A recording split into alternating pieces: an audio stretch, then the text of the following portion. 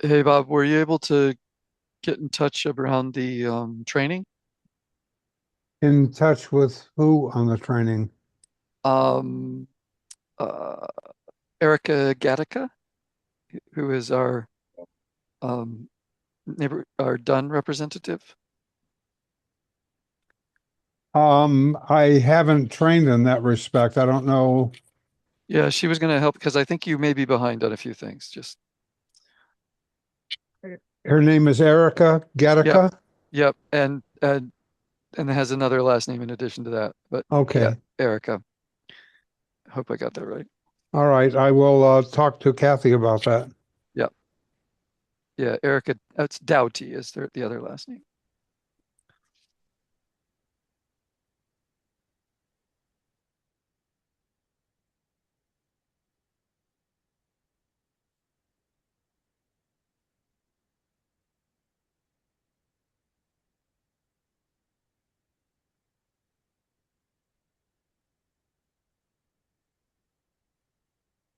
Hey everybody. Hi, how are you?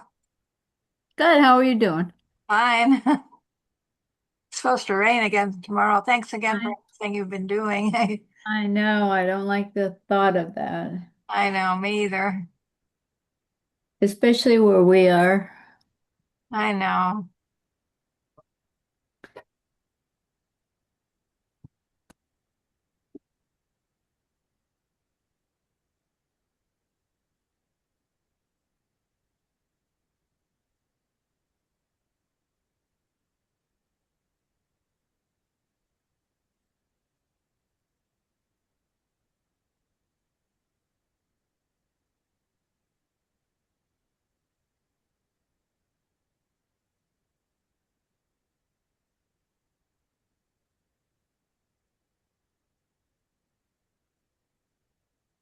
I'm gonna make a note. Erica Gattaca.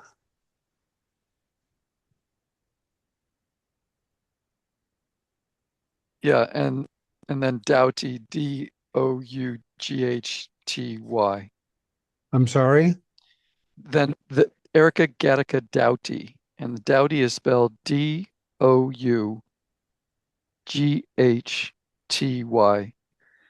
and she can help you with your trainings. Thank you. Yeah, making sure you get How do I access. get a hold of her? She was gonna call you, but I can email you both and Okay, if you'll make email the sure. numbers and we can talk. Yeah, and you're accessing your neighborhood council email okay these days? I'm accessing my neighborhood council. Email. Yeah, if I get Okay. it. Okay. Good. Yes, if I get it. So she's on the email. I'll get a hold of her that way. Yeah. I'll put you in touch. Hello. Hi. Hi.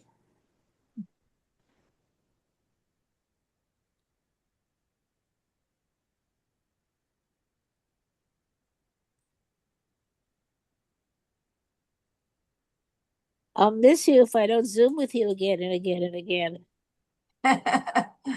You will Zoom again and again and again. Again. Yeah.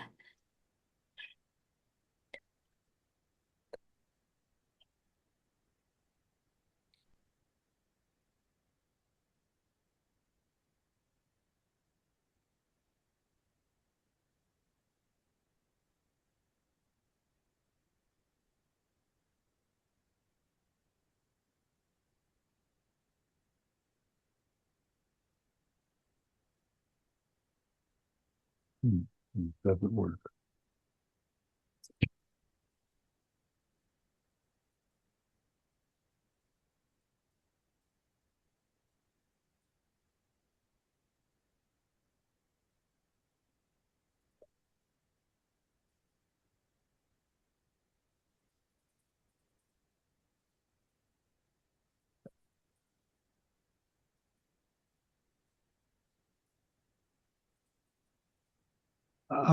Travis, what's Erica's email address? I'll send it to you. Okay. Thank you, Nikki. Okay. I mean, not now, but after Okay. it's over. The record is on.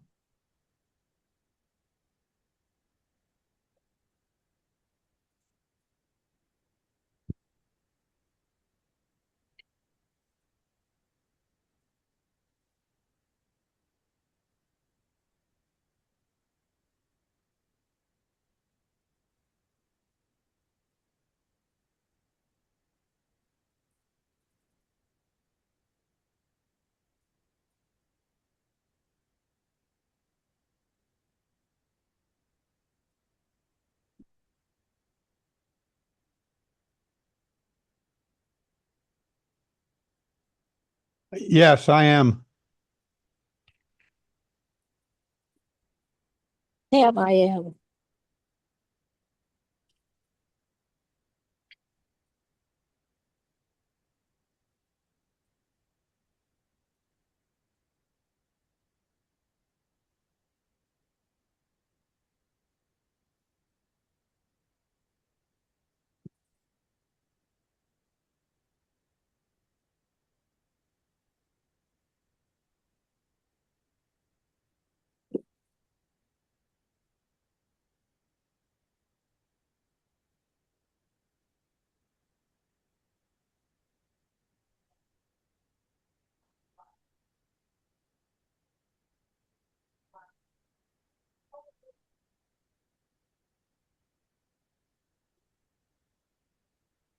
Hi, Tim.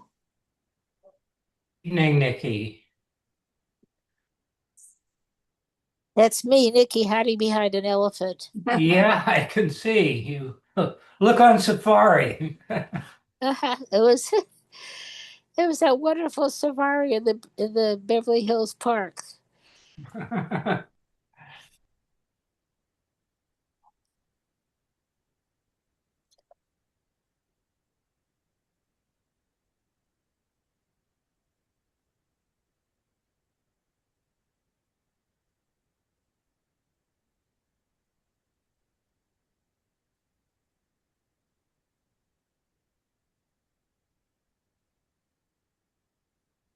Only 12 more for quorum, Yeah, it's not even raining. and you don't even have to drive anywhere. I know. That's true. The one great thing that came out of COVID, the only great thing that came out of COVID. But it's great.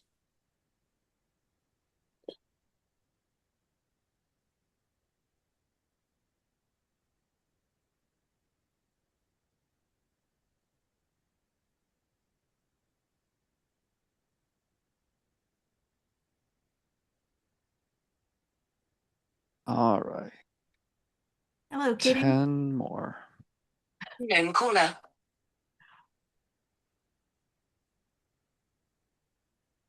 United States government. Could that be one of our electeds? I don't see United States government. Oh, it's just on my phone. Yeah, I see two Robin Greenbergs.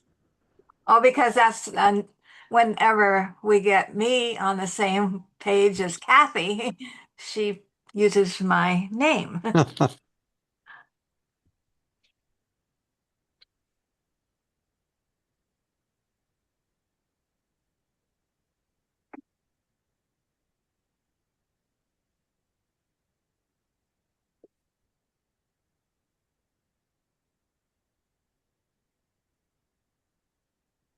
Robin, did you say the feds are calling you? Yep, No. I didn't answer it. Oh, that's going to be Brad Sherman's open house, Oh, the town the hall. town hall. Brad Sherman. Yes, Yeah, yes, you're right. Because he yeah, was across from us at the Skirball, his yeah. table. I'm Thank you. getting that call too. Yeah, United States government. I meant to go to Oh, that. is that the one they just an 818 number? Yeah, this is Brad Yeah. Sherman. Sorry I Yeah. missed you. And his combs, his Brad Sherman combs. I've got it in my pocket. I've been using one of those actually. They always seem to It's so schedule those funny. when we have our meetings. Yeah. That's pretty cool though. I have to say, I do like it. They call you Yes. and you actually get to interact and hear what's going on. Like he wasn't always my congressperson. I was in some other before the redistricting. I was in someone other's person's district. I had no idea what they were doing. No one ever called me. Like, and I actually one time got to ask a question. It's old school, but it's cool. It really works. Yeah. I like it. Well, at Human least interaction. he communicates regularly. Yeah, exactly. He tells you what's going on Oh, and what he's been doing. And I just think that's like at a bare minimum what a an elected person should be doing. we all should be doing that. We should pick the phone every day and call somebody. There's a question in the Q&A. If anybody wanted to. Catherine Palmer. Oh, it's Kathy. I'm surprised we have a Q&A. We're not supposed to be having a Q&A. Hello? Yeah, that's not a question that we can answer. Should we tell them Okay. that we're not Yeah. an HOA? So whoever put it in the Q&A, we're not an HOA and we don't have advice on property purchase. You're welcome to stay in the meeting, but that's not within our remit. Welcome everyone. This is Wednesday, November 19th, the regular meeting of the Bel Air Beverly Crest Neighborhood Council. My name is Travis Longcore. I'm the president. We're here under the auspices of SB 411, which allows for all remote meetings for neighborhood councils. If you want to address the board by telephone, you have to have dialed in or joined us by Zoom. And when prompted to speak, you can provide public input to the neighborhood council by dialing *9 or using the raise hand function in Zoom for any agenda item that is before the board actually takes action on the item. Comments on items not on the agenda will be heard only when that item comments on items on the agenda will be heard when that item is up. If it's not on the agenda, it'll be in general public comment. When you bring something up in general public comment period, we cannot act on it because it's not an agendized item. That's the Brown Act. However, we may make that a topic of a meeting that happens sometime in the future.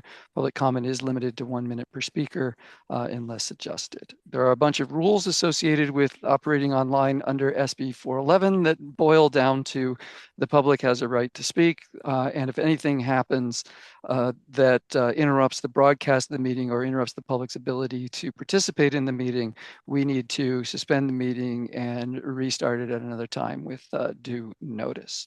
With that, we'll call the meeting to order. It's 7:05 now and start with the flag salute. So to your nearest flag, I pledge allegiance to the flag of the United States of America and to the republic for which it stands, one nation, under God, indivisible, with liberty and justice for all. I'm late with a flag.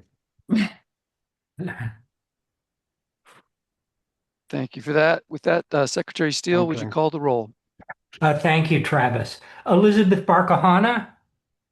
I don't see Elizabeth right away. Jonathan Brand? No. David Christensen? I see David's name. David? I'll check him present in any case. Ellen? I'm here in the car, but here. Thank you, Ellen. Mark Goodman? Sorry to interrupt, but David Christensen is here. Let's be Thanks, off camera Dave. for a bit. Oh, thank you. Robin Greenberg, I know, is here twice. So, Jamie Hall, of course. Christy Holmes. Is Christy Holmes here? Okay. David Caden, I just see coming on. Hi, thanks, David. Aaron Kamen, I know is here. Hey, guys. Thanks, Aaron. Alan Kay, of course. Here. Thanks, Alan. Michael Kemp, too. Thanks, Michael. And I know that Bobby Kwan will be absent tonight. Aaron Lawrence, I see. Here. Great. Thank you, Aaron. Vadim? Here. Thanks, Vadim. Travis, of course. Mindy Mann is not here, I guess. Stacy Marble. I'm here. Thanks, Stacy. And is it Angela De Silva for Tad Marburg or Angela? Yes, Or you? Angela Russell. Okay, good to see you, Angela. And You all. Nikki Miner. Here. Thanks, Nikki. Robert Ringler. Lynn Roth. Here. Thanks, Lynn. Hi, Lynn. Sandy Ryan. Sandy let me know he couldn't make it tonight. Okay, thanks, Travis. Irene Sandler. Oh, she won't be here tonight. Okay, thanks, Kathy. Stephanie Savage. Here. Thanks, Here. Stephanie. Thanks. Here. Thanks. Great. And Bob Schlesinger. of Here. course. Thanks, Bob. Jonathan Silver. Maureen Smith. Here. Thanks, Maureen. Jason Spradlin. I don't see. Tim Steele, of course. Andre Stroika. Yep, I'm here. Thanks, Andre. Patricia Templeton, I see. Thanks, Patricia. Stephen Weinberg. I know Stephen's here. Leslie Weisberg, too. Leslie, thank you. And Alonzo Vickers from Here. Maine. Thank you, Alonzo. Okay. Is there anyone whose name I didn't call? Dr. Holmes is present now. Okay. Thank you. Thank you, Christy. Okay. Thank you. All right. Thanks. That we do have a quorum. Before we get to item 1, which is adoption of the agenda, an issue arose today regarding item number 8 that I need advice from the city attorney on, and am recommending that we table that and not include it on the agenda tonight until we get response on that and guidance. So into adopting the agenda without the inclusion of item number 8, which is the project on Stanley Hills Drive. Okay. Okay. So what that means, I know folks were here to speak about that. It's not on the agenda. It's not on the adopted agenda. There is general public comment if you wish to make a public comment, but we will not be able to discuss that item tonight. So that appreciate everyone's engagement. It's important, and we also have to do everything according to Hoyle. So that is so if you're here for number 8, we will not be hearing that item tonight. Okay. Sorry to interrupt, Travis. You said, because I'm writing the newsletter article on this, that you're waiting from the Yeah. city attorney. Is that correct? I missed that. I think my connection's a little spotty. Go ahead. Sorry. You said you're waiting for the city attorney to get back to you? Yeah, Okay, something great. came up today and we need advice. And then before that happens, we're not going to do anything. Okay, thank you for clarifying. Thank you. Brings us to item number 2, which is approval of the minutes. Is there a motion to approve the minutes or any additions, deletions, corrections, suggestions? So move. Don't move. Second. I'll abstain. Who moved? You're Second? We need Help. names for Kathy so she could write it down. I moved among others, so I'm Perfect. on Mr. it. Stoica moved, and I saw Steve Weinberg's hand up go, I think. So you'll be the second on that. Is there any objection to adopting the minutes? I'm going to abstain. I haven't had a chance. And seeing none, minutes adopted. That does bring us to item number 3, which is general public comment. Is everyone hearing me? Because I'm not getting anything back from people. Yes, can Yeah. hear you. I can hear you. Okay, You're very good. spotty. You're spotty okay, to me. I'm so sorry. So it's general public comment. And so anyone who's here to speak on an item that is not on the agenda as adopted, go ahead and raise your hand and we'll take that comment. Now, Sandra Carradine, I see that you have your hand up, so you will be first. Go right ahead. Thank you very much. I just wanted to understand because I missed it a little bit. Because the minutes from the previous agenda were not adopted is why it's been taken off the agenda and for tonight, because it was number 8. I just didn't understand or could you give me some further explanation why? I can't really discuss it other than to say it's not on the adopted agenda for tonight. Are you And as I talking about Stanley Hills? And as I explained, I'm awaiting some guidance from the city attorney. Can we ask her if we can have it at another time? Well, we don't get to put it on the agenda. We just wait then until we hear what the outcome is, or how will we learn? When it comes back, it will come back. So keep your eye on the agenda. Okay, thank you very much for that clarification. Yep. And can I just also please submitted written thoughts and for the board to consider, they don't get removed, they remain there. We as keep opposing- all comments that come in will go with the file. Okay, thank you very much. Thank you. Thank you Thank for you. that clarity, and thank you. Have a nice evening. Thank you. Thank you. Thank you.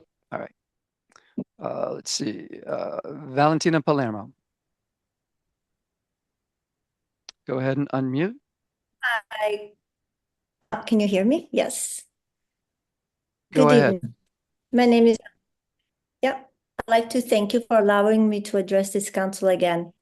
As a reminder, my family and I are residents on Skyline Drive and have been adjacent neighbors of Mulholland Tennis Club for the past 26 years, as well as members of the club for the past 16. I'd like to give you a quick update to the ongoing project of Mulholland Tennis Club to build and operate an outdoor bar.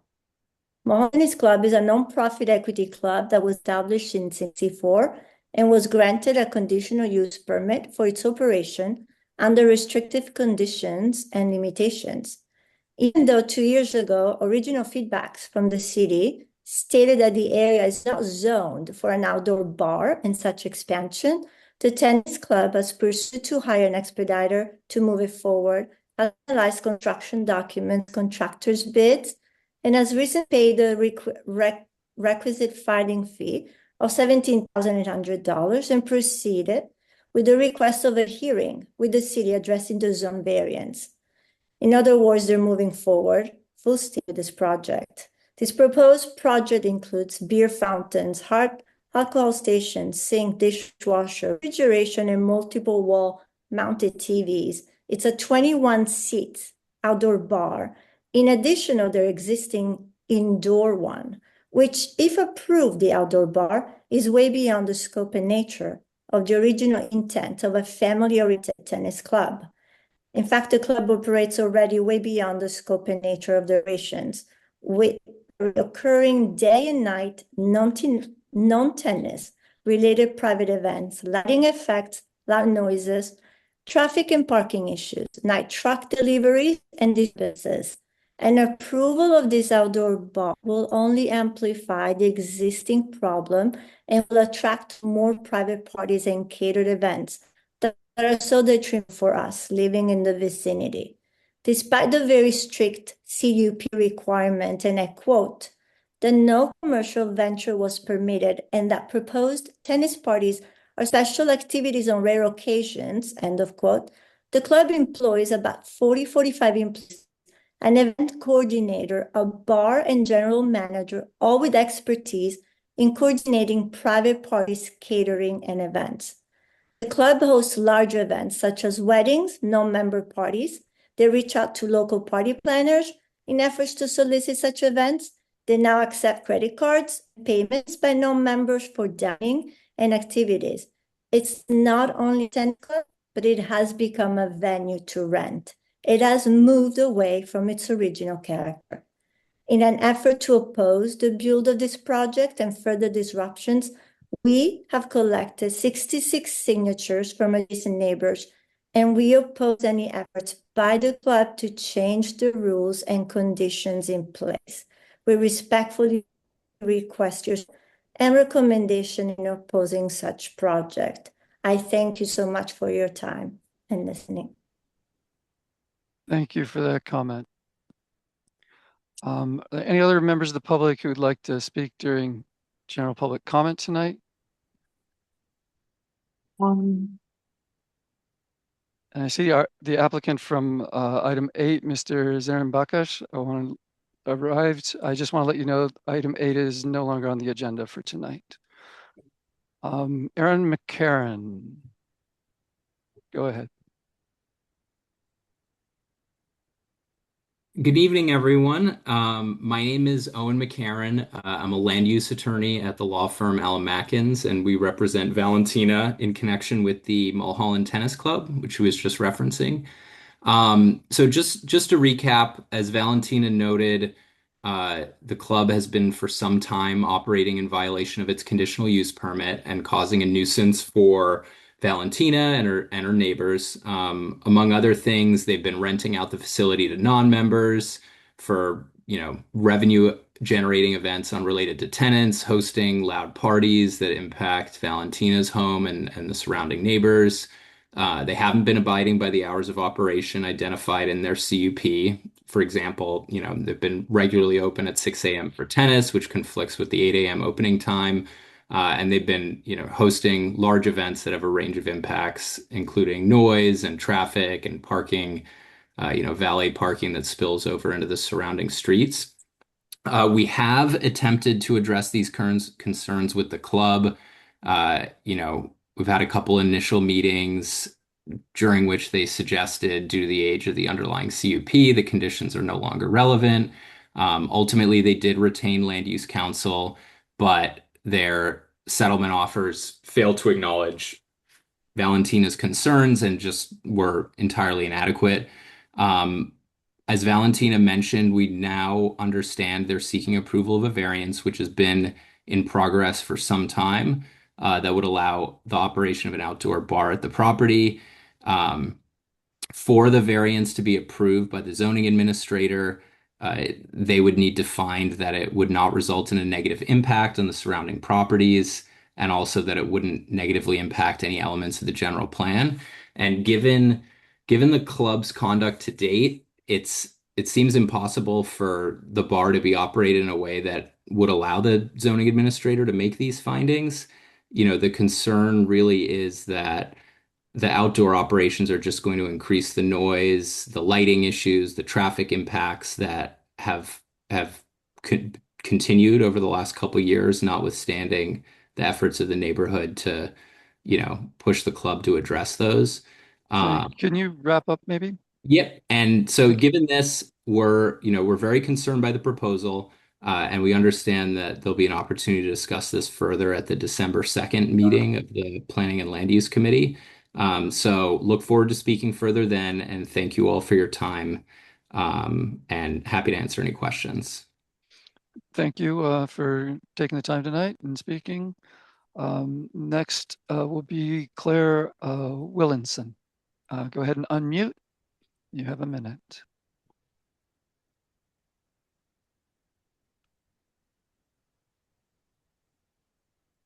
So you'll need to find that unmute button.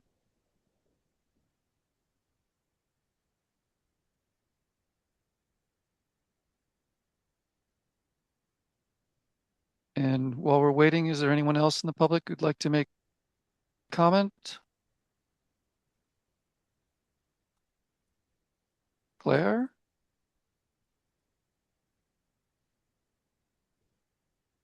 All right. I'm so sorry you haven't been able to get unmuted there. Williamson. Yep. Claire Willinson.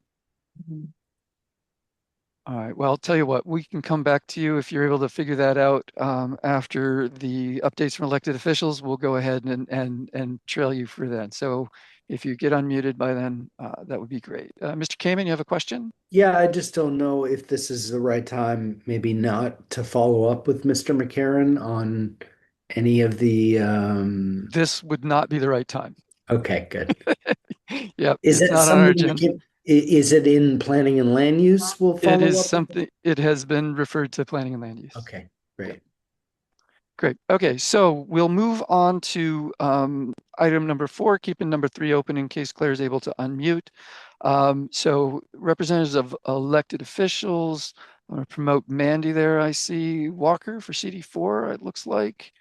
Is there anyone else who is here from offices of elected officials? Go ahead and raise your hand if I'm not recognizing you.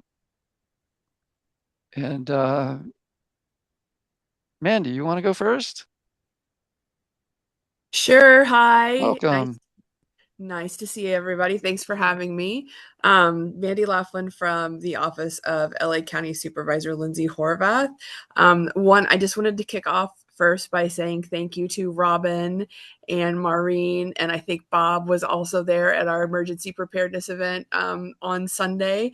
It was really great, and I really appreciate that your neighborhood council comes out. You guys are the only one from CD4, 11, or 5 that come out to table, and I love that you're there.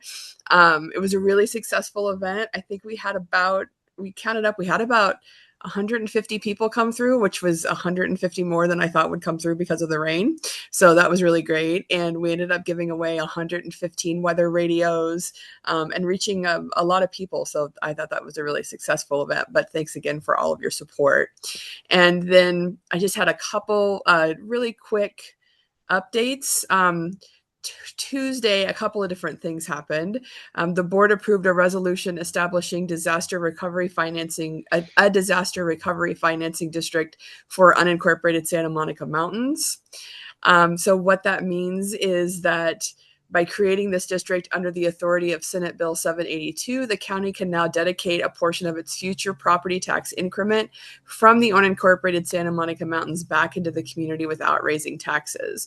This reinvestment is expected to support critical infrastructure projects, fire safety improvements, water and road system repairs, and long-term climate resilience, key needs identified after the January 2025 disaster. The establishment of this district stands as a significant milestone in reclaiming local resilience and ensuring the Santa Monica Mountains recover fully and sustainably in the years ahead. And also on Tuesday, the board approved Supervisor Horvath's motion to hold telecommunications companies accountable on undergrounding delays. The motion responds to longstanding delays from telecommunications companies whose failure to participate in undergrounding projects has slowed the community recovery and left residents vulnerable to ongoing wildfire risk. Southern California Edison has made significant progress on its undergrounding commitments, completing major works in Las Flores and Rambla Pacifico canyons and advancing additional projects along Topanga Canyon Boulevard and Pacific Coast Highway. However, telecommunications companies that share these poles have refused to underground their equipment, leaving hazardous poles standing even after SCE has removed its lines. Leaving overhead electrical and telecommunications infrastructure can fuel fires, block evacuation routes, and intensify emergencies, especially in areas where residents depend on only 1 or 2 evacuation routes. With the board's approval, the county will move forward with the formal CPUC proceedings to address this issue in the unincorporated Santa Monica Mountain communities like in Topanga, Las Flores, and others. The motion directs the Department of Public Works in consultation with County Council to initiate proceedings, including filing a formal complaint seeking to require telecommunications companies to underground their infrastructure in coordination with SCE's ongoing efforts, particularly in and around the Palisades burn scar area. And finally, in response to the rising need and federal uncertainty, Supervisor Horvath and Supervisor Hahn advanced a motion to strengthen the Office of Food Systems. This motion formally establishes collaboration between OFS and all county departments, each designating a food systems liaison. OFS is now positioned to coordinate county food responses, drive long-term planning, and expand equitable food access. In addition to the loss of benefits from the federal government shutdown, nearly 1 million households across our region could also be affected by new federal work rules tied to requirements, especially older adults, veterans, people experiencing homelessness, and others facing real barriers to access. This motion calls for a simplified verification process and expanded access to volunteer opportunities to meet new federal work requirements. And I think that's it for me, unless there are questions. Super. Are there any questions for Mandy? I just want to say that your event at the Skirball was outstanding, and Thank you. really well attended. And thank you for the bag. Yeah, no, you're welcome. I'm really glad that so many folks were able to make it out, and I hope to see everybody again next year. Beautiful. Yeah. Mr. King, over to you. Hi, thank you for having me. Sorry, I'm just filling in for Sydney, although I'm happy to do so.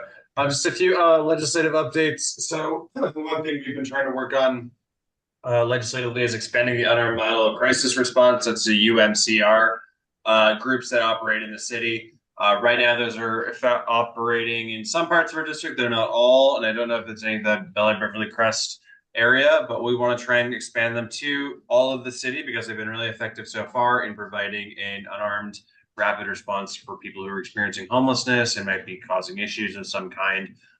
They've been really effective in the places that we have them, and they get really good reviews from the LAPD as well. So that's something we're trying to introduce in a motion to see if we can find the money to expand that. We also brought in a motion that was finally approved by full council to amend the rent stabilization ordinance and change the formula for how annual rent increases are calculated. Now there will be an annual floor of a 1% increase and an annual cap of a 4% increase, or 90% of the consumer price index, whichever is lower, although it's almost always going to be that 4%. So this is something that remains to be implemented by the city attorney's office and see how they draft it. But we're really excited for that. Including or expanding tenant protections and rent control is something that our office really feels strongly about.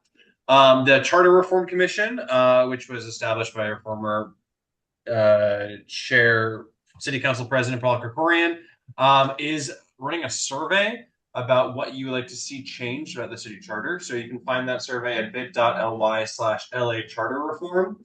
Or if you're on Instagram, it's LA_charter_reform_commission. Find them there and you can let them know what you think.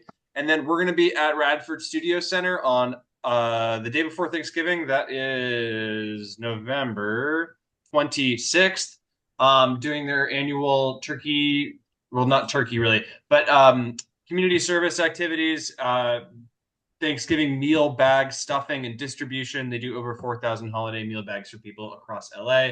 And this organization, Big Sunday, we've worked with before. They do a lot of different events all around the city. So look them up if you can't make it to Radford.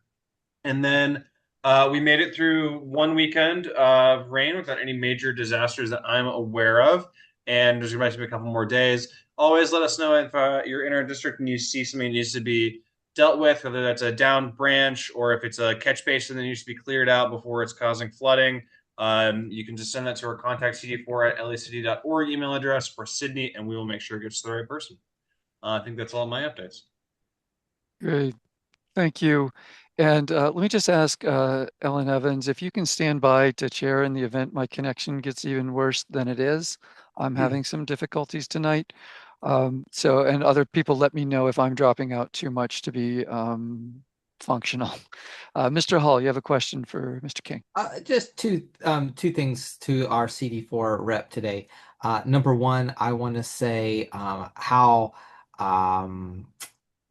I just want to give major kudos to the council member for their work on updating the rent control ordinance. I know that a lot of effort went into that. It's going to affect the lives of, thousands and thousands of people who need it greatly for perhaps decades to come. So I want to acknowledge that and say that I'm very, very pleased with the outcome there. And feel well represented, even though I'm not a renter. I remember being a renter. And then the second issue is I just want to also say thank you. This is really for Michelle, but she connected us with the mayor's office. There were some lots that were going to be sold off as part of a small lot project, some city-owned lots, and she connected us with the mayor's office, and we had a really good meeting. So I just always appreciate the council office helping us connect to the appropriate people in city government because it's so big. And that's one of the things that you guys do is to help us connect. So that's it. Okay. Thank you, Jamie. I'll let Michelle know that you said so. Thank you. Mr. Kamen? Hey, Walker, I just following up on the UMCR resolution or proposal you guys are considering. And I know you're not probably prepped for this, but there was an interesting June 2025 report from the LA City Administrative Officer. I think it's called the CAO, sort of pointing to some pretty significant barriers to that project. I don't know if you guys were aware of it, or if you were, you could comment on it. I do have not seen that report, no. So, I mean, I'm sure that our legislative staff and our people who work on our homelessness team are aware of it, but I can't speak to that report specifically. I mean, you mentioned barriers plural, but obviously there's definitely going to be a budget barrier, given what the city's going through. I know we're anticipating that. So part of the effort is to figure out where we can find the money for it, but I don't know if there's Yeah, obviously that wouldn't, but it was, I mean, it was interesting. It recommended that that any money that could be found be diverted to the call centers, whether it's I forget 911, do they direct UMCR, or is that the LAPD the non-emergent? 911 and the non-emergency line are effectively the same, except the non-emergency line just makes you lower in priority Yeah. for calls. Yeah. But I totally agree. That is a huge problem as well. And I hope we want to get to a point where it's not choosing between UMCR or the call centers, because we know that both our UMCR programs and our LAPD are only as effective as people are able to get through. Yeah, And we yeah, hear that people all the time that doesn't happen. yeah. Okay, great. Thanks, bro.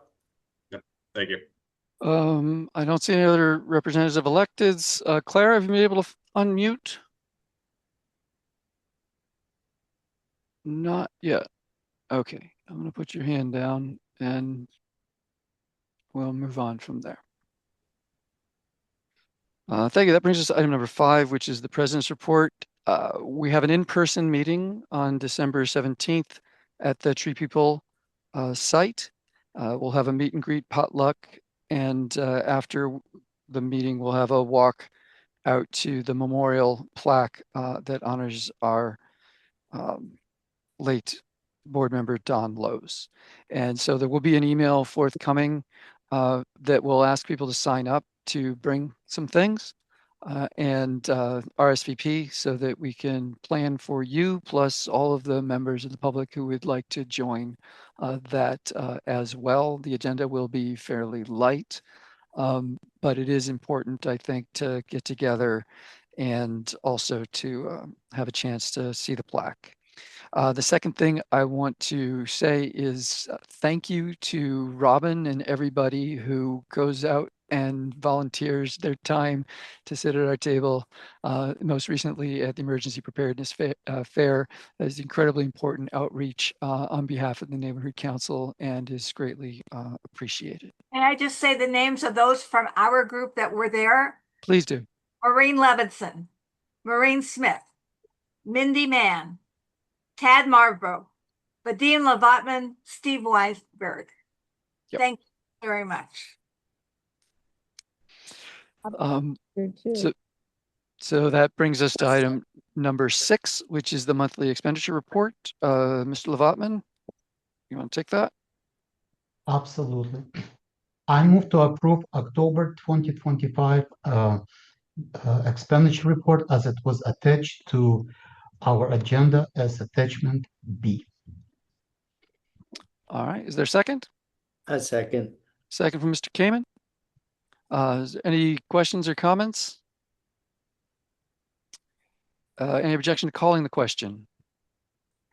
And seeing no objection, it is a roll call vote as a financial matter. Please recall that you will need to vote yes, no, or ineligible if you're ineligible, or abstain or whatever it might be. Okay. Yes. Okay, Elizabeth, and I see you've come here, Elizabeth, and Mark present. How do you vote? Great, thank you. Aaron Lawrence? Yep. Thanks. Ellen? Yes. Thanks, Ellen. Mark Goodman, don't think he's here. Robin Greenberg? Yes. Lynn Roth? Yes. Jamie? Ineligible. Okay. Christy Holmes. Christy. Okay, maybe come back. David Caden. Approve. Aaron came in. Yes. Great, thanks, Aaron. And Bobby Kwan isn't here. Vadim. Yes. Thanks. And Travis. Yes. Great, thank you. Mindy's not here. Alan Kay. Yes. Thanks, Alan. Nikki Miner. Yeah. Okay, thanks, Nikki. Michael Kemp. Yes. Thanks, Michael. David Christensen. David, I see David, but well, I'll come back. Robert Ring. Christy's here. It was just frozen. I couldn't. Okay. Okay. Okay, Yes. Christy, thank you. Robert Ringler. Angela Russell. Yes. Thank you, Angela. Jonathan Brand, I don't think is here. Sandy Ryan. Sandy, of course, not here. Irene, not here. Stephanie. Yes, yes. Thanks, Stephanie. Bob Schlesinger. Yes. Maureen Smith. Yes. Jason Spradlin, I don't think is here. Jonathan Silver. Tim Steele, yes. Andre. Ineligible. Okay. Patricia. Yes. Thank you, Patricia. Stephen Weinberg. Yes. Great, thanks. Leslie Weisberg. Ineligible too. Okay, thanks, Leslie. Alonzo, I guess you can't vote. Correct. But thank you. And Stacy Marble. Yes. Thank you. Is there anyone whose name I didn't call? David Thank you. Christensen's a yes also. Oh, thanks, David. Thank you, sir. All right, perfect. With that, the motion carries. Brings us to item number 7 from Planning and Land Use Committee. This is a property at 9566 Hidden Valley Road. The requests are, it's a major remodel in addition to a 1-story, 3,251 square foot single family dwelling, resulting in a 2-story, 6,720 square foot single family dwelling with a detached pool cabana, pool with spa, an 8-foot fence, and 4 retaining walls. The requests were a conditional use permit to allow for the construction of an over and height fence in the front yard, conditional use permit to allow for the construction of retaining walls on properties located in hillside areas, which result in more than 2 retaining walls total on the lot. And they also will go before design review board, et cetera, including Mulholland specific plan. This was heard by the Planning and Land Use Committee and has a recommendation of approval of the project. Mr. Kemper, Mr. Hall, would you like to make that motion on behalf of the committee? I'll make it the motion. Great. So we have a motion that comes from committee, doesn't require a second. And do we have an applicant on this project here? I don't think so. Is there anyone who wants to speak further on the project or ask any questions?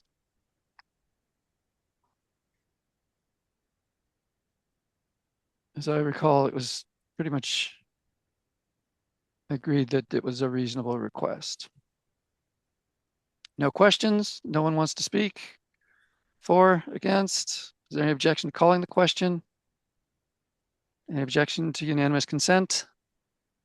So we will recommend approval of the project to the pursuant to the planning land use motion. That then will bring us to item number 9, which is the Zone 0 fuel modification. On the basis of I have a quick hand going up here. Yeah, Sam, you have a question? Sam? Can you hear me? Yeah. Why was our item passed? We're number 8. At the beginning of the meeting, I announced that there was an item that issue came up with this today. I'm waiting advice from the city attorney, and it was not on the adopted agenda. So we're not hearing it. So you can just take it off the agenda? Yes. Okay. Is it because of the conflict of interest with Jamie Hall? I can't discuss it. It's not on the agenda. Well, can- can I, on the record, I would like to ask the purpose of the nonprofit organization. I'm sorry, we can't take this up right now. It could be re-agendized. It's not on the agenda right now. General public comment is passed. So we'll have to take this up another time. Thank you.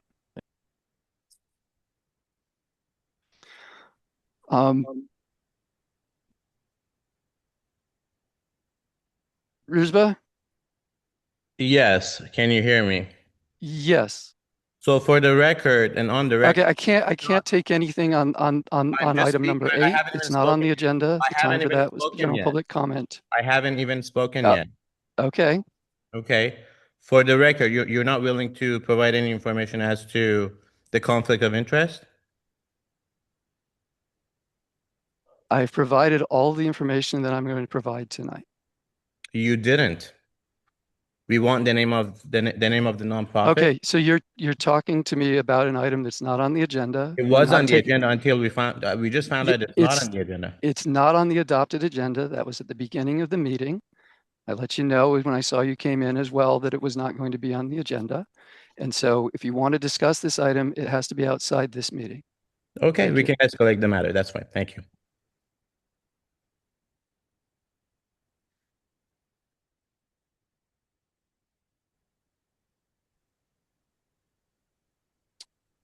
Brings us to item number 9, which is Zone 0 fuel modification. Several folks have brought this up. It's at the State Board of Forestry. There is a proposed motion here that simply allows for the support of the City of LA position, which was submitted to the Board of Forestry that asked for some flexibility on the current proposal by the Board of Forestry to basically eliminate all landscaping within 5 feet of all homes in the very high fire hazard severity zone. And there's been a desire to get this on the agenda, so that's why this is here. I'm sure there may be some discussion about it. I put in the Historic Highland Park Neighborhood Council Community Impact Statement. And so that was there for reference if you want to see what another neighborhood council had done. I hope folks have paid some attention to this item and have comments or questions or suggestions about where to go with it.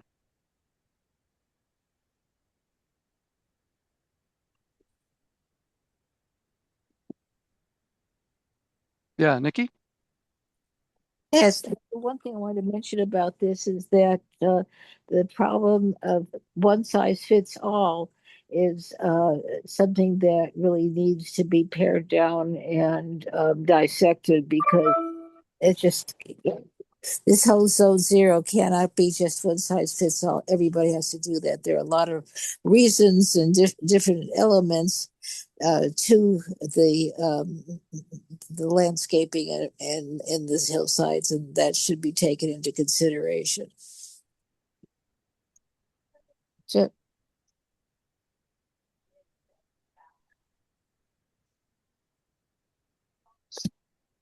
what happened?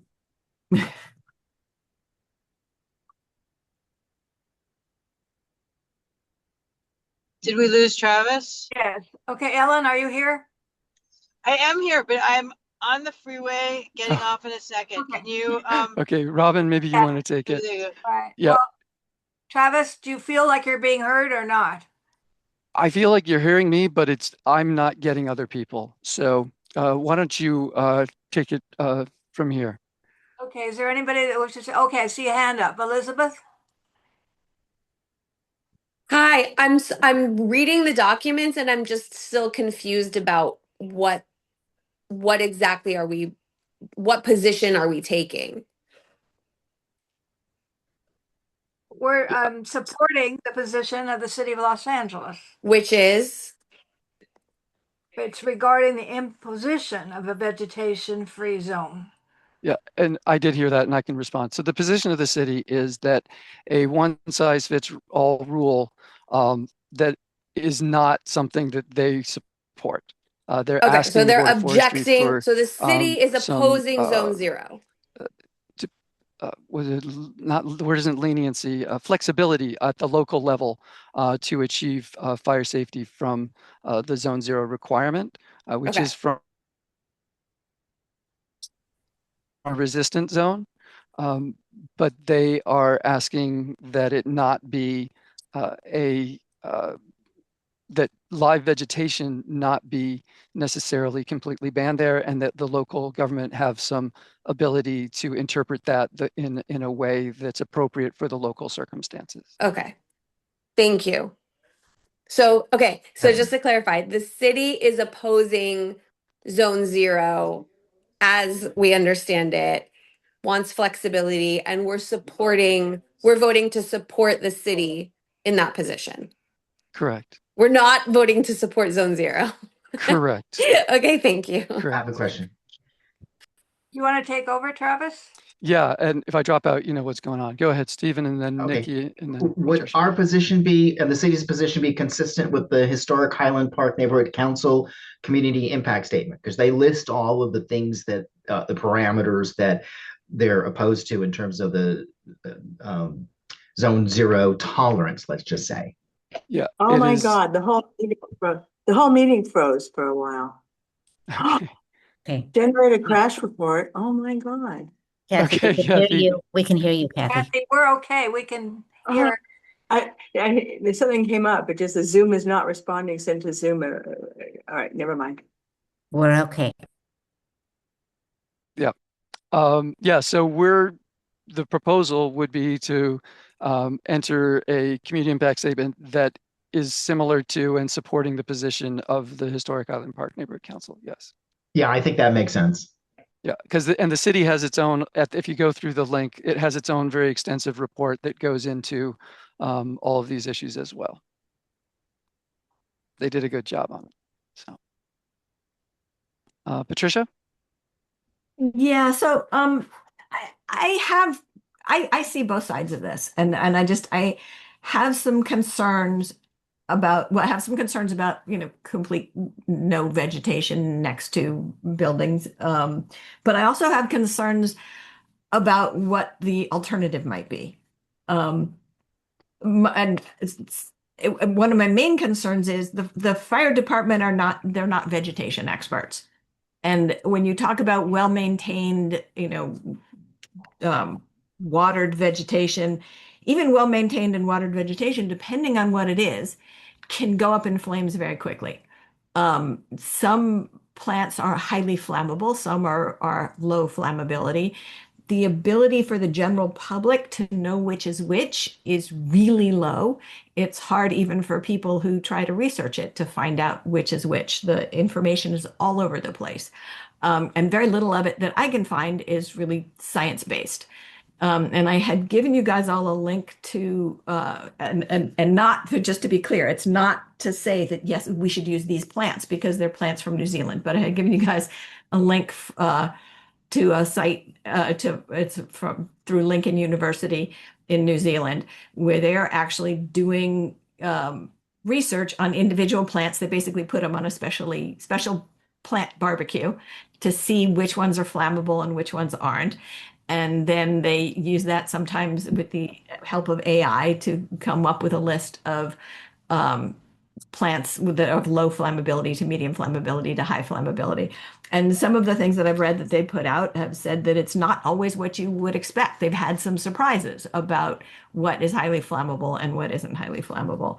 And so I have, unless the city would do something like that, I can't see how the fire department would be able to, when they're doing their brush clearance, to be able to tell what's okay next to a house that, has regular wood siding and other potential issues that could, catch on fire quickly, especially in neighborhoods where the homes are very close to each other.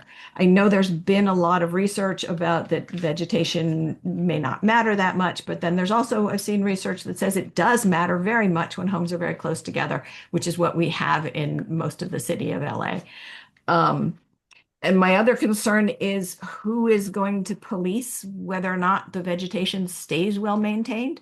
Because the house that goes up in flames, it's not necessarily going to be the person, who has not maintained vegetation. It's their neighbor and the neighbor's neighbor and that sort of thing. I think we all know of situations where people don't do their brush clearance and the fire department doesn't see it, or doesn't stay on top of it. I think very few people do brush clearance more than once a year, and it needs to be done more than once a year in order to really be useful, and that's not getting enforced.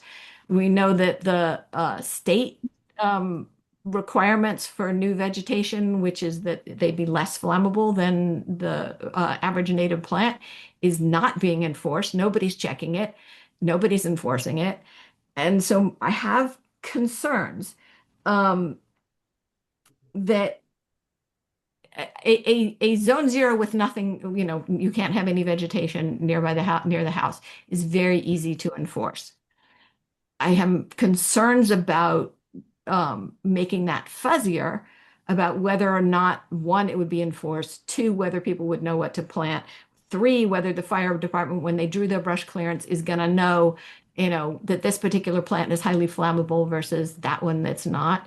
And I would just like to see us, I'm not taking the position that, yay, zone 0 is great. But if we are going to support a, not one size fits all, these issues need to be addressed. We can't just ignore it, that it's, potentially putting us all in danger to keep going on effectively the way we are, because I just don't see how, without some enforcement mechanism, without some guidelines about exactly what can be planted and exactly what can't be planted, and a way for people to find out, I can't see that, it's going to be particularly safe for the neighborhoods to do that, because we're trying to be safer than we have been in the past. And these are just issues that I wanted to raise. Okay. Aaron? I have hopefully a quick question for you, Travis. I'm still a little bit confused about what exactly we are voting on. Are we voting on whether we should write a CIS here? It all depends on how you'd like to do it. We could simply submit a CIS in support of the city's position, which I think would cover most of these issues pretty well. The Community Forest Advisory Board or committee did an extensive job on commenting on that. That's in the file. We could decide that we want to write something that's more extensive and gets into the nuance of what Patricia's suggesting. I think my inclination at this point might be to simply support the city in this, given the work that they have done on it, and that something at least 2/3 of the council have there was an immediate letter from some members who weren't on planning and land use that submitted a letter right after they adopted, and then the whole council adopted the position. But it's your pleasure, whatever you think is right, however nuanced that we want to get. I don't want to impose necessarily my idea about how it should go on to that decision.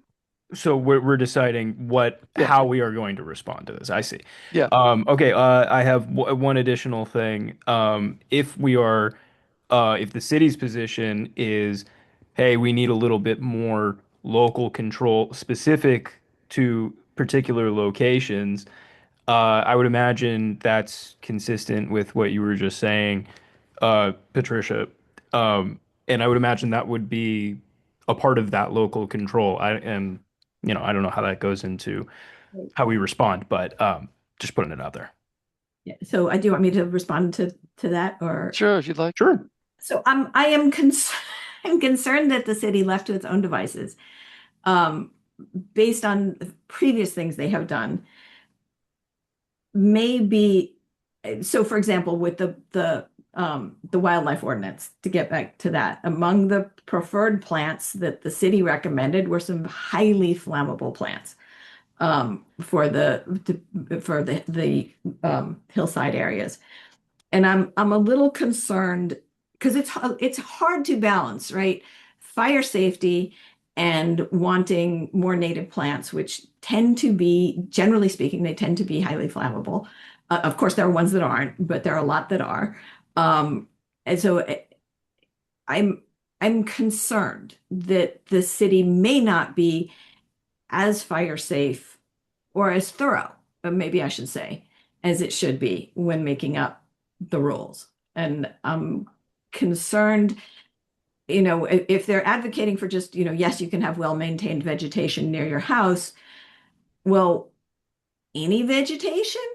Or if they're going to, delineate between low flammability plants and high flammability plants, are they going to, it's very confusing for people because the term fire resistant is used in many different ways. It means, people, it's used on the internet and by people who should know better to mean, both low flammability and yeah, it'll go up like a Christmas tree, but it grows back again.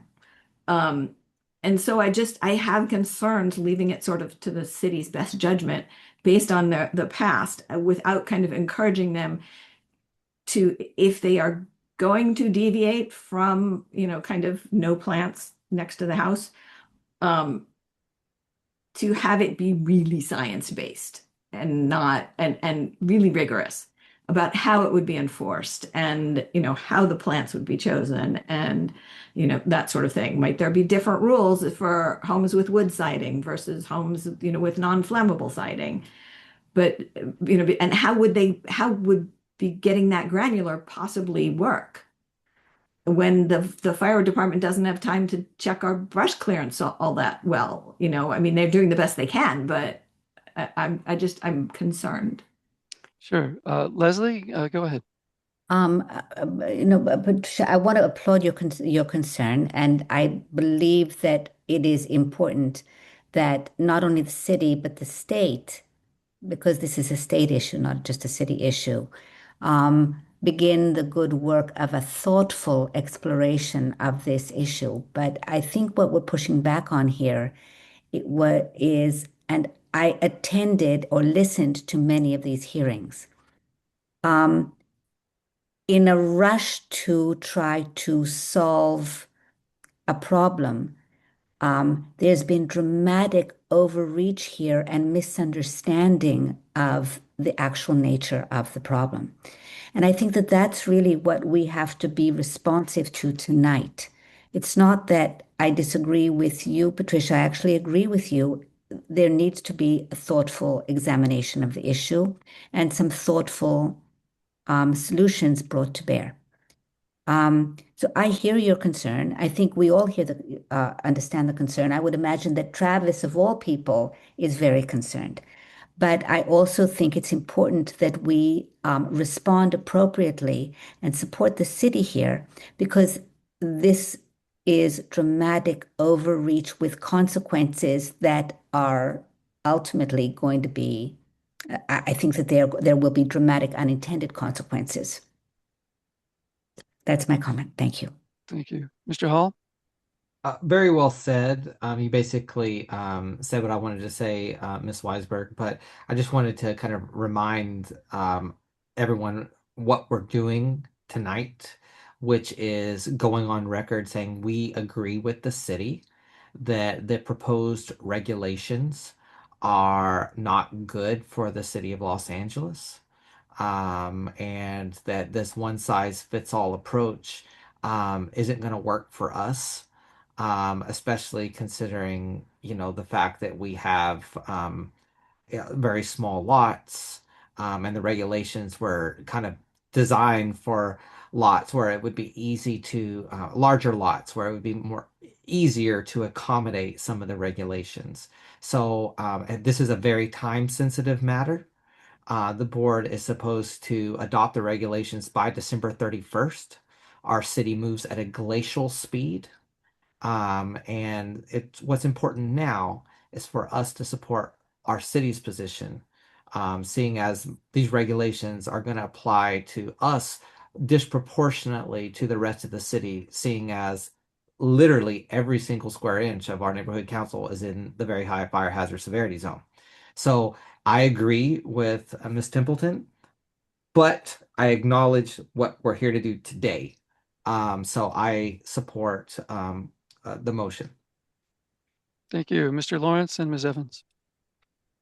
Yeah, I agree with what you're saying, Patricia. And I think it has a lot of merit, and I think what Jamie and Leslie just said was very well put.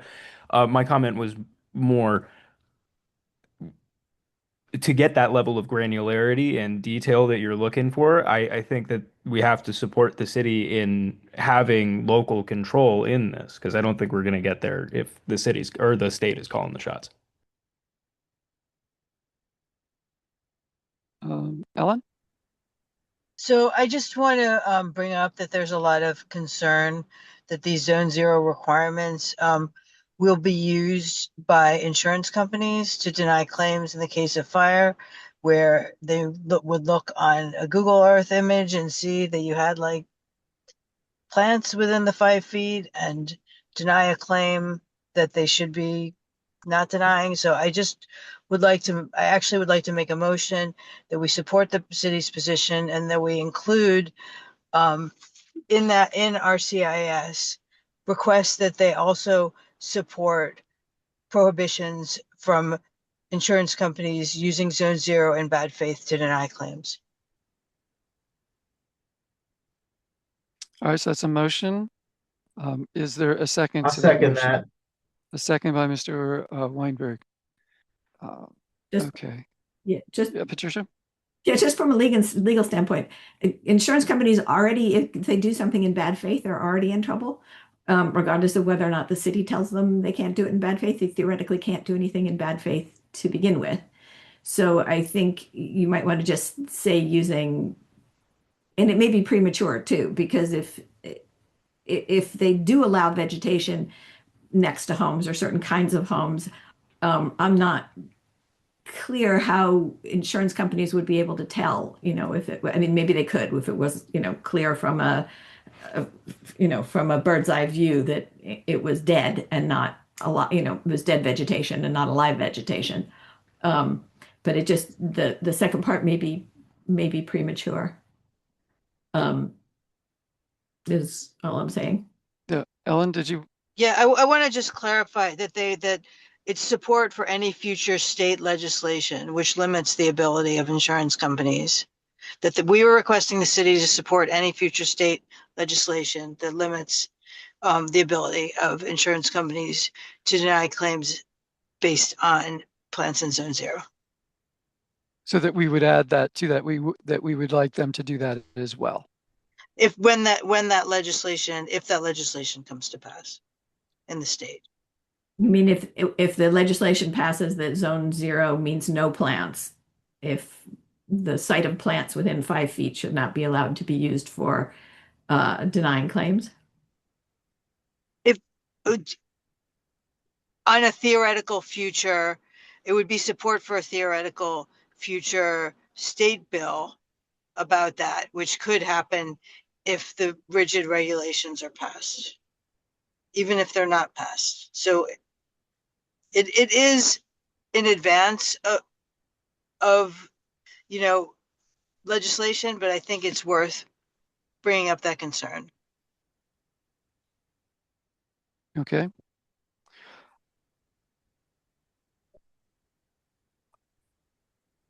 So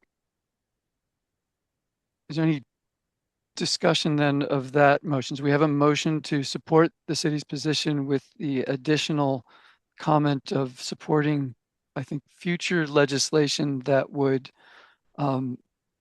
ban the use of zone zero compliance as a means to deny claims. Did I get that right? Perfect. Okay. Mr. Wickers. I guess the parliamentarian in me just has a quick question. Is this an amendment to the existing motion, or is this a bigger motion to replace the previous one? Yeah, I never made the thing that was on the agenda. That was for informational purposes. So this is now the motion that we have. Got it. Yeah. Thanks for that clarification. So that is our motion. Comments? Mr. Kamen. Well, I definitely support something in favor, telling the city that we support them. I'm just now, to use the buzzword of the night, concerned that this added tweak either overcomplicates it or, I mean, I just don't know how we can support a future law that we know nothing about. Mr. Christensen? My comment was similar. I mean, I actually agree with Helen's position because I do know that insurance companies have been flying drones that have like an AI overlay to look for standing water on roofs, so they could potentially do something similar with vegetation nearby. But to the gentleman who spoke before me, to his point, does it complicate the? It's more of a question than a statement. Does it complicate it? Does it somehow make our support of the city weaker because we've added this?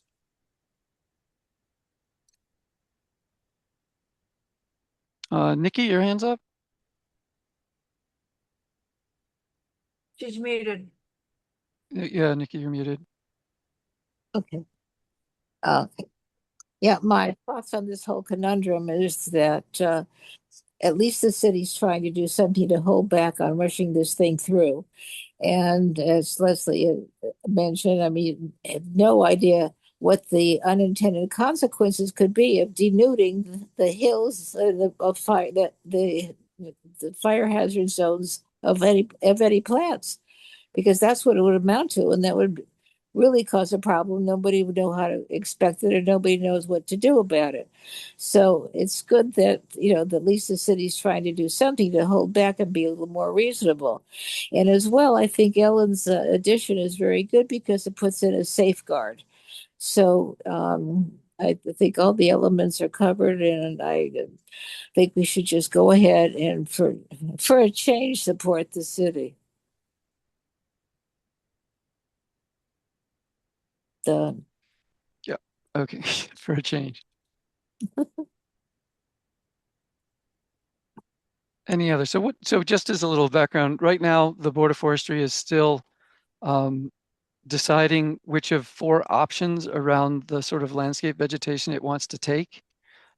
Those 4 options are: one would be some plants in pots allowed as long as you can move them within 5 feet. The second would be plants in pots and low vegetation less than 4 inches tall, so like turf. The third would be plants in pots and some planted plants that could be less than 18 inches tall, or option 4, which is well-maintained plants allowed. And we don't know which of those they're going to pick. My guess is that they will go with plants in pots and maybe lawn, and say no plants other than that. And then they say for trees, they have a couple of different options on them that involve having to remove limbs that are within 5 feet of the structure, but allowing protection of or maintenance of trees that are protected under local ordinance.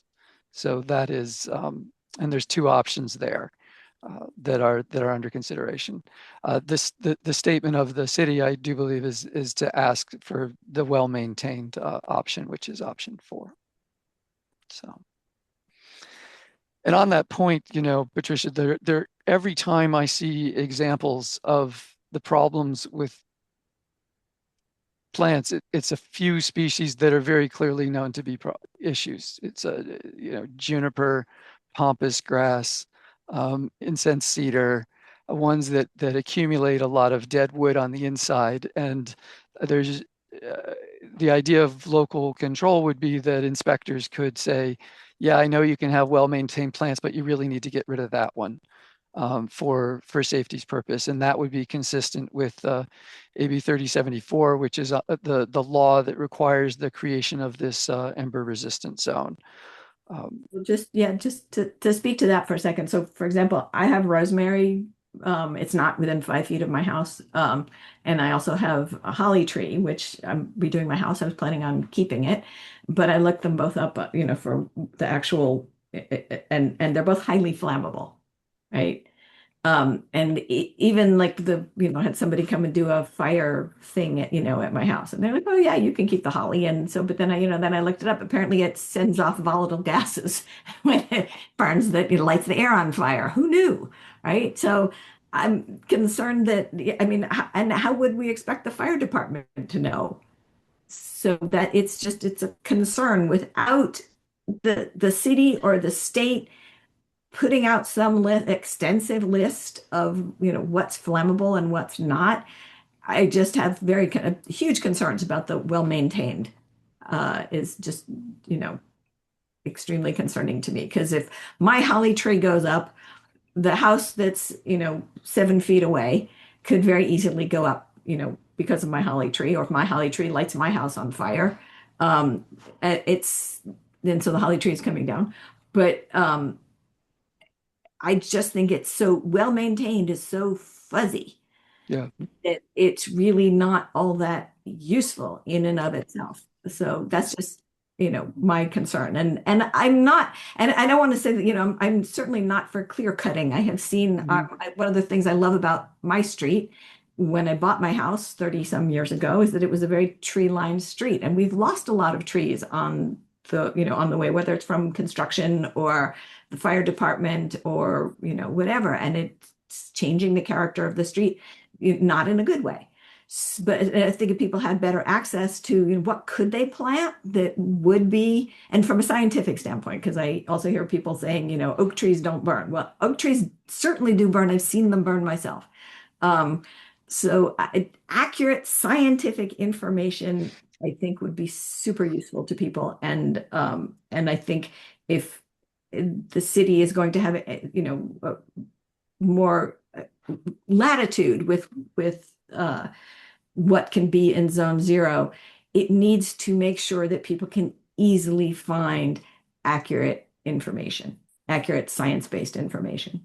Sure. So if everyone would like, I can give you probably a 10 to 15-minute tutorial on what the science says about vegetation in zone 0. I've got some slides, and I can share that. I don't want to impose that on everybody if it's not what you want. And I'll just say one last thing, and then I'll be quiet, because I'm not necessarily opposed to more to not one size fits all. I'm not necessarily opposed to giving the city more latitude.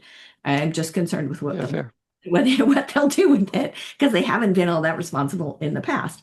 And I just will say, one can pick and choose the science too, as far as the studies of how dangerous vegetation is, or whatever. But there was one study that I read that's from one of the the bigger researchers on this, and they basically identified 3 factors, which were the distance between homes, the year the homes were built, which they correlated with what they were built of, right, and the vegetation near the home. And in our neighborhoods, there's really only one of those that we can change, right? We can't change how far apart the houses are, and we can't change what they're built from, other than when you build new houses. But of the existing houses, we can't mandate what they're built from. So the only thing that's left that we can do something about to protect our neighborhoods is vegetation. And I just really want it to be a good law, and not just a path of least resistance law of well maintained, or a fuzzy standard. So that's all I'm saying, and now I'll be quiet. Okay, Aaron, then Leslie, then Alonzo. Sure. So 2 things real quick. First thing, Travis, I don't know about everybody. I'm just speaking for myself. I would be happy to hear that. I'm very interested in hearing your presentation and understanding the science and being more informed. The second is maybe I can make an assertion. Maybe if I'm wrong, Patricia, you could tell me if I'm misrepresenting you.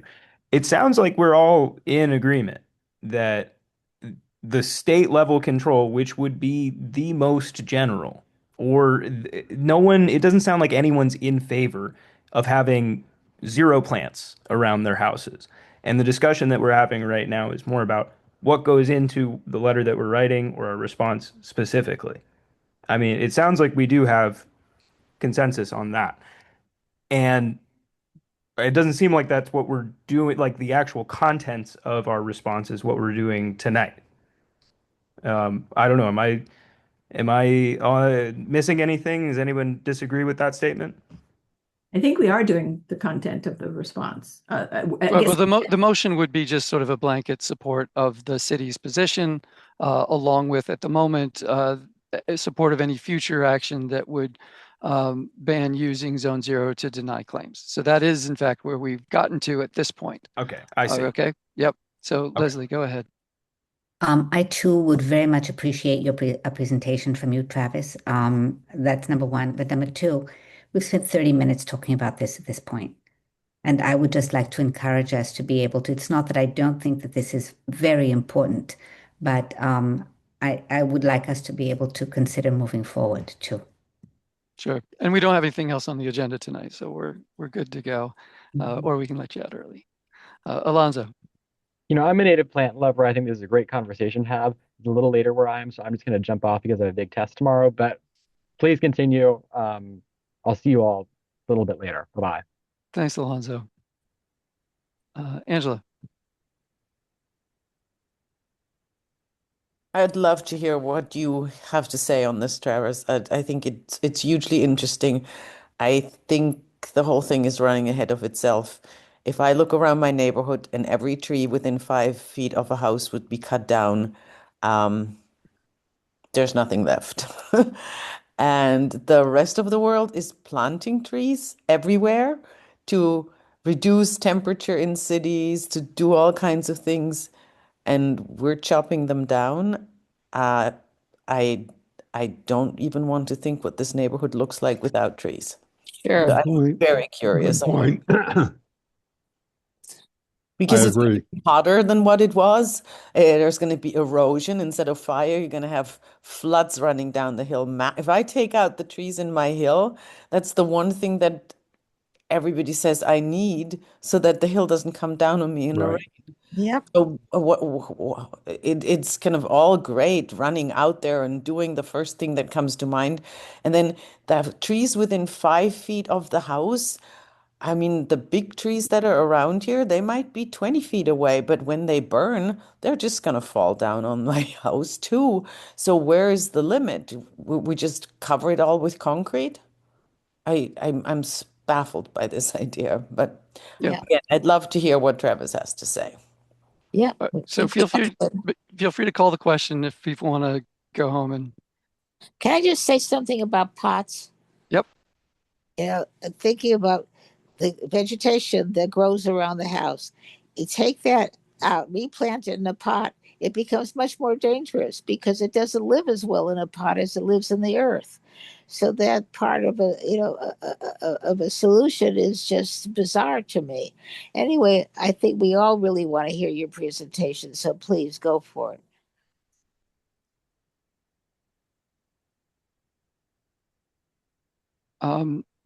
So the first point about this is it is not just about us in the hillsides. This is Chinatown. This is now in the mapped very high fire hazard severity zone that the state put out. We can't appeal that. We can't change it. So this street, just as an example, and including places like Hollywood Boulevard, Sunset Strip, will all have to comply with the strict rule, whatever it might be that comes down from the state at the end. So that means all those things are within 5 feet of these buildings, and they would all need to be removed under the Zone Zero rules here in this multifamily neighborhood. So I think we're not just talking about us, although it's important for us to think about, because we've always been in the very high fire hazard severity zone, but there's a bunch of new areas in those zones that have never had any sort of vegetation management requirement before that will also have to remove all the shrubs within 5 feet of their structures. So I put together all the published post-fire structure survival studies for Southern California. And that's a particular kind of study. It means looking at what actually matters in real fires. It's not the experiments where you go into a warehouse and have blow torches on a building or something, or vegetation or something like this. Is like looking at thousands and thousands of structures after fires, putting together the vegetation conditions.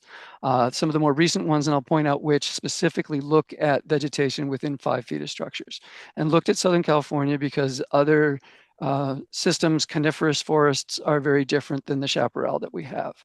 And so I tried to look at studies that are looking at 0 to 5 feet. The first big one is published in 2014. These are all burned and unburned structures within the footprint of fires in Southern California, Orange, and San Diego County. They found that landscape factors are more important than defensible space, meaning the vegetation management, that vegetation reduction beyond 100 feet did not reduce risk, and that the important thing was reducing woody cover 40% on properties and ensuring vegetation does not overhang the roof. I talked to Dr. Seifert and Dr. Keeley. Actually have a project with them right now, and their position is that the roof overhang risk is considered to be the consequence of an accumulation of leaf litter. So it's not the tree itself that is the risk, it is the leaf litter that comes from the tree that isn't cleaned that becomes the risk for the structure, in their view. There's a very suggestion that vegetation touching the structure is a risk here, but it does not show up in the most explanatory models, shows up in one out of the top models, whereas the big deal is percent clearance up to 40%. This overhanging the roof, which they believe is about needles and leaves. So slopes and distance to rows and housing density, that's the most important thing here. They're very clear, though, you don't need more than 40% clearance within 100 feet to get the benefit. And we shouldn't be talking about clearance, we should be talking about fuel treatment because you get all the benefit you're going to get, even with 60% of the vegetation cover within 100 feet of the structure. Second study looks again at San Diego, compares it with Colorado, did not find that vegetation was a predictor of structure loss in these fires. It was the topography, the connectivity of the vegetation next to it, and the cluster of buildings. The next study, another Seifert one, looking specifically at building materials. So trying to get further into the characteristics of your home that matter.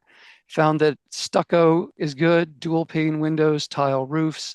All the home hardening things are very important. That defensible space with no overhanging vegetation, leaf litter, was equal to building materials in importance.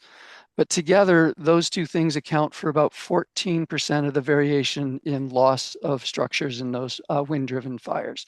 So between those two, you're 85% of it or 86% of it is already taken care of based on where you've built on the landscape. And all you can do is play around with the last 14%.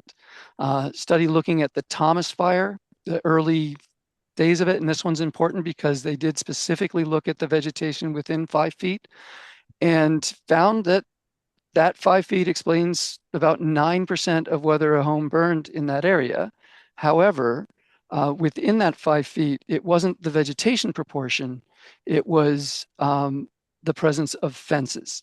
So flammable fences basically is the thing that explains that 9%. And the Zone Zero rule that's currently proposed by the Board of Forestry does require people to eliminate flammable fences, or at least have no new flammable fences within 5 feet. And there's nobody who disagrees with that. It's a very solid recommendation, especially where the fence attaches to the structure and basically becomes a wick for fire. This was a study of the Woolsey fire, which had quite another wind-driven fire quite close to us. They found that vegetation didn't really explain anything about structure loss. They looked at 0 to 10 feet, and it didn't make it through the first screening of explanatory factors. And I believe the reason for this is that in these wind-driven fires, it is the embers that hit the structure. They don't necessarily light the vegetation on fire. They light more often the structure itself on fire that then burns the surrounding vegetation. Other things, the building materials, the slope, the aspect, the elevation were much more important than the defensible space. And so they even remarked in the paper itself Despite this detailed information, they found no critical role for vegetation relating to building outcomes. It's how you build it and where you build it that are the high-ranking variables in terms of importance. This paper came up most recently from the U.S. Forest Service. Very critically, it looked at a number of different fires and different buffer distances. And for the chaparral model, the one that's applicable to us, they found that homes with nearby trees with higher moisture content were more likely to survive. So not only did they not find that high vegetation near the structure wasn't a huge predictor, but when you have high moisture content trees, you have a lower chance of the structure being destroyed by fire. So that was something that for the first time took into account vegetation moisture into one of these studies, and then indeed found that when you look at it, it makes a difference, and trees can protect structures. There is this study also that just came out from Michael Goldner at Berkeley. This may be one that Patricia was referring to. It models the effectiveness of Zone 0 policies using data from 5 California fires, assumes that the vegetation moisture is driven by the weather, so no irrigation. In other words, it's not realistic when it comes to vegetation moisture. And then it models complete implementation of Zone 0. So no fences, no gates, no combustibles, no firewood, no vegetation within 5 feet.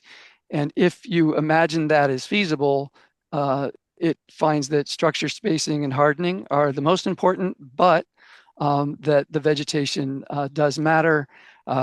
It comes in at a prediction of reducing risk by 25%, but only if you have absolute complete compliance of no combustible material within, that's this right here, within 5 feet of any structure in an entire community, because they're modeling this at the community level. I don't think that is actually a reasonable assumption that we would get that. And it also begs the question back at this one, which is vegetation is well below siding, how old it is, separation, the wind driven nature of the fire, how far your road is, whether you've got vent screens. Then we get down to vegetation separation as a factor. There is out there in the literature as well that trees may be a benefit. I'm not going to tell you this is a solidly, widely supported yet thing in the literature, but it is found there. This is a paper with John Keeley and some others. It's our U.S. Geological Survey showing a home in Paradise that survived with a border of trees. There's also literature in different places around the world, Australia, California, Alaska, showing that deciduous trees are associated with reduced structure loss. It's implied by the results of that last paper showing higher moisture loss. So there's enough here that I would argue suggests that if you take care of your site from a maintenance perspective, that you can actually get benefit from having trees. So I'll just end that there. And now, why am I not sharing the papers from the insurance industry? Is because they're not peer reviewed, and they don't actually sort out the individual contributions of different factors. These papers, these post-fire studies that show what actually happens in real fires and go through peer review, they have to sort out the contribution of different aspects. They have to look at not just the raw correlation between how much vegetation there is near a structure and whether or not you have an insurance loss. You have to figure out, is it that factor or some other factor that's correlated with it? It's sort of the, ice cream causes summer problem that shows up in some of these things that don't go through peer review. So that's where I'm coming from on this. Patricia. Yeah, so I just want to point out, and is that the top ones that are most indicative of whether or not a community or a home survives are already things that we have 3 strikes against us on and can't change. So we're in the hills, so slope, we're screwed on and we can't change it. A lot of the homes are older. So, whether or not the homes are flammable or not, most people cannot change, or it's difficult to change. How close the homes are, the density is already something that we're stuck with. So that can't change. So the fact that, like, vegetation, as an example, may be number 8 on a list, in and of itself, you need to look at what the 7 that come before are, right? And if they are things that you can't change, then vegetation is the number 1 thing on the list that's changeable and that can reduce the fire risk. I'm just pointing that out. Yeah, I understand that. And again, I'm not suggesting that we get rid of all vegetation. Yeah. No, I get that. I get that. But however, when you look at repeated studies that look for this effect and don't find it, I think what it means is, because you can think about this in 2 different ways. Like, should you get rid of your camellias and rose bushes next to your house because maybe that'll help? Or should you just acknowledge that you can have them or not going to have them? Sure. If you're in the way, you're in the way, and that's not going to save you, because that is what the sort of Woolsey fire data show. They looked for that signal. They looked for that that 5 feet, that 10 feet around, and whether having that or not is like, nope. And so I take your point. It's like, well, this is the lever we have to push. And if that lever didn't have any adverse consequences to it, like people's quality of life, expense, et cetera, and there were a demonstrable benefit that we saw every time, I would be like, okay, I don't like it, but that's what we need to do. And for me, the problem is we don't see that demonstrable benefit every time, and it's expensive and has a number of other adverse consequences that one might want to balance against a policy that doesn't have universal support in the scientific literature. Angela. Yeah, I'm so with you on this, Travis. I think they're looking for some scapegoat to hit on. No matter what house you're in, there's something called rock wool, which is actually insulation made out of stone. You can slap it on your house and it will be totally fireproof. You can do it in the hills, you can do it in the flats. So if you want to get to a fireproof place, you can do things to your house, and that's up to everybody. I think picking on plants who can't speak and just making general assessments, like it's number 9 down the list. It has a 8% chance of being the reason. An 8% chance of an 8%. I mean, how much is my chance that I'm getting hit by a car? I mean, that doesn't mean it's just, to me, so wrong, because nobody can look at the consequences down the line. And it is doing something quickly because there was a fire in January. So let's cut all the trees and then we'll be safe. That is scientifically obviously not proven. And in just common sense would be, there's other consequences to it, that when all these trees are gone, you're going to sink, but then it's too late. So just to do something, cut off all the trees. I'm so with Travis. It really upsets me that just getting rid of trees within 5 feet of a house is going to stop a fire. That seems like a very unreasonable thing just from face value. Sorry. Yeah. Good one. And in deference to the Board of Forestry, they do claim that they don't want trees to be cut down, but they do want everything else to be cut down. So.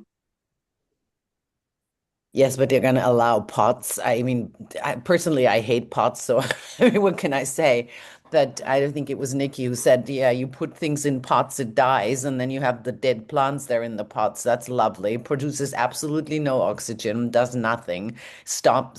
No, I don't want to continue. I made my point. Thank you. Robin. Are we able to call the question? You can call a question. I'd like to call the question. Is there any objection to calling the question? What is Andre, the your hand's up. question? I call the question.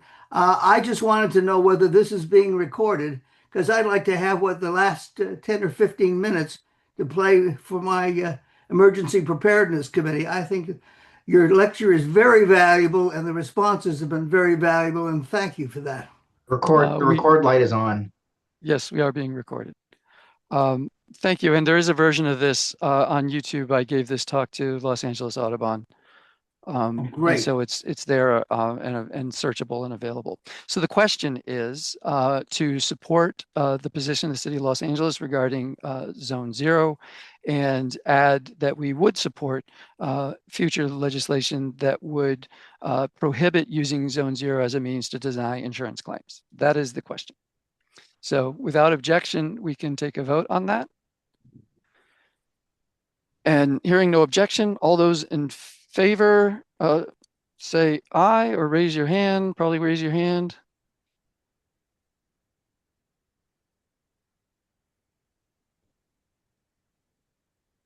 Okay, so we have Lawrence, Levotman, Miner, Weisberg, Steele, Caden, Kemp, Kamen, Christensen, Russell, Marble, Weinberg, Evans, Stoika, Hall, Schlesinger, Holmes, Greenberg, Roth, K. Does anyone else want to register a yes vote? Pipe Yes, me. Barkahana? Anybody else that I haven't called? Okay. And all those with a no vote? Go all the hands down.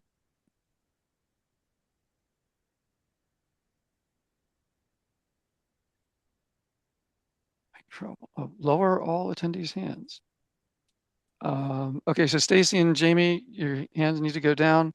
All those opposed? All those abstaining? Me. All right, one abstention, two abstentions. I didn't vote yes. So thank you for that and for the conversation, and Patricia, as always, for bringing the questions and discussion. We really appreciate that. Dave, your hand is up for what? One quick question. Yes.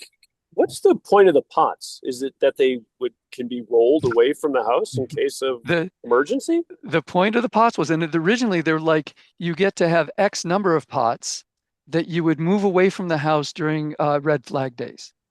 And, Oh and my everybody's God.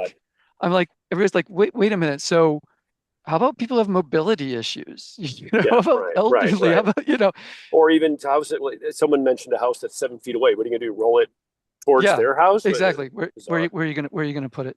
Yeah. Thank you. Pots are heavy too if they're big. Pots are heavy. But I think there was also going to be a limit on the height of the plants in the pot to be no more than 18 inches above the pot. So, yeah. So you're going to have an 18-inch pot with an 18-inch plant. Yeah, something along those lines. Just out of curiosity, what were they going to do with the green roofs on all the plants on the roofs? Oh, they didn't even talk about green roofs. Well, why not? Nope. Let's hope that they all go home and leave us. Yeah, well, I'm afraid we're going to get something. Oh no. Yeah. We'll see what it is, and we'll see. Because at the end of the day, though, it is going to be the LAFD that will have to enforce in the city of Los Angeles. And as we know from our planning and land use work, there are any number of state regulations that the city doesn't actually enforce. And sometimes we don't like that because it's something that we do agree is very important, like, say, 20-foot width continuous paved roadway. But that is state regulation that the city doesn't actually enforce. And the question will become then, A, does somebody challenge the rule? I don't know, that could happen. Someone could challenge it in court on some basis. Or does the city of LA just go, we've inspected, please try to be better.